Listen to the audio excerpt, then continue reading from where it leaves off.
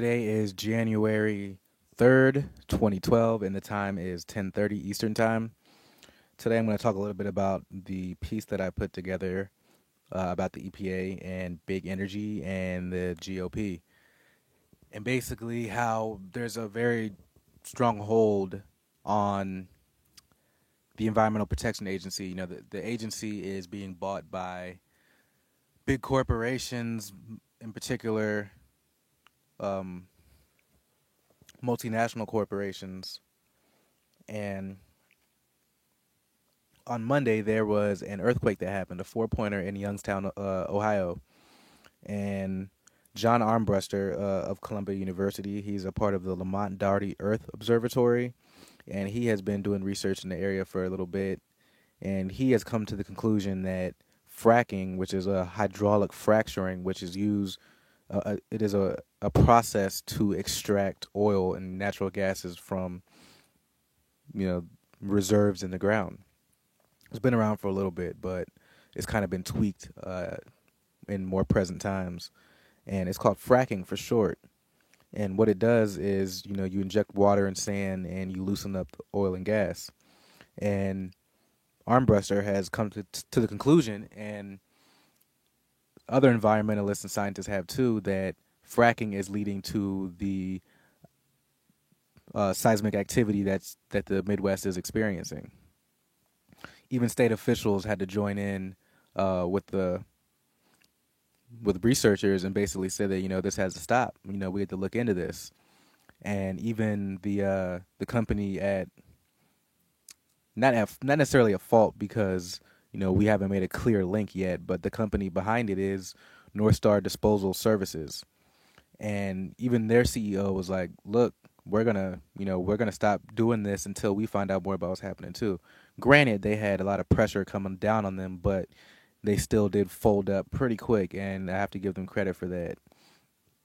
But what I don't give credit to is this buying of our system, how our system's been bought off by big money. Basically Citizens United. It's not the specific case Citizens United, but it's the precedent that Citizens United sets, and it's the direction where we're headed as a nation, and I think as an overall global society. Is we're at the point where Citizens United allows unlimited donations to campaigns, and anonymous donations too. And what this is doing is it's teaching us to view money as an end all be all, and it's teaching us that money equals free speech, and not only that, you have to have money to have permission to be alive. And I think if we're headed down that direction, that's very dangerous. This is an area of concern for me, and I think it should be for a lot of people, because the EPA even came out with a recent research article, a peer-reviewed article linking fracking to water contamination. In their findings, this is what they say: "Quote: EPA's analysis of samples taken from the agency's deep monitoring wells in the aquifer indicates detection of synthetic chemicals like glycols, could be glycols, I think it's glycols, and alcohols consistent with gas production in hydraulic fracturing fluids, benzene concentrations well above Safe Drinking Water Act standards, and high methane levels."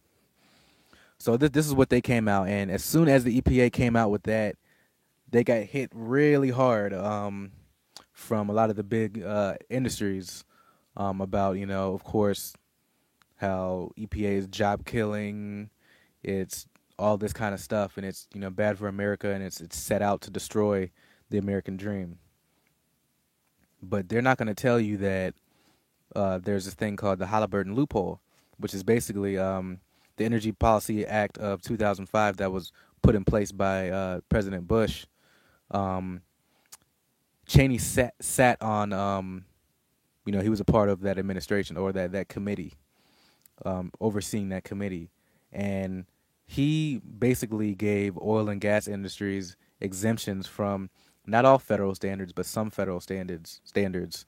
Um, so all the standards set by the Safe Drinking Water Act of 1974 and the Clean Water Act of 1972, those standards are basically rendered not effective against any oil and gas industry or corporation that, you know, their main stake in it was energy in those two fields.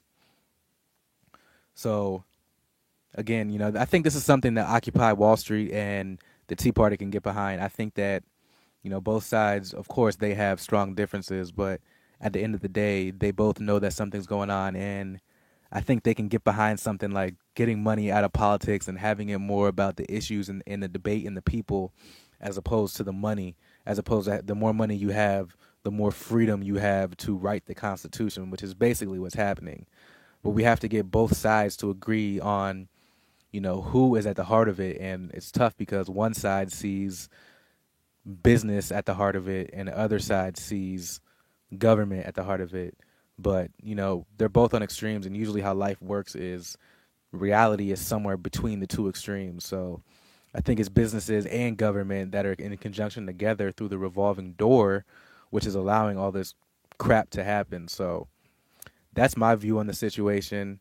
I think that this is very telling of the fight that's supposed to come up. I would like to see where Obama's going to stand on it.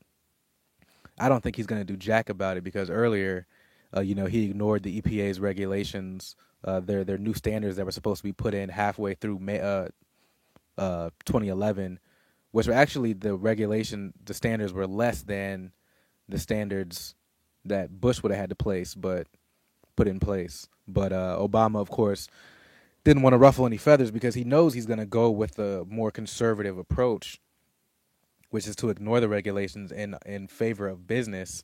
But he doesn't want to do it because he doesn't want to upset the left voters because those are the people that voted him in. So this is going to be a similar situation where he's not going to step up and he's not going to touch the situation until after he's reelected. And then once he does touch the issue, touch on the issue, he's going to pass some weak, watered down something, and he's going to package it as huge change. So that's my view of it. It might be a little bit more cynical than you may have liked, but that's the way it is. So thanks for listening, and I'm gonna try to get back to you guys tomorrow and talk about possibly Iowa caucus results, but that crap is too boring. So we'll see.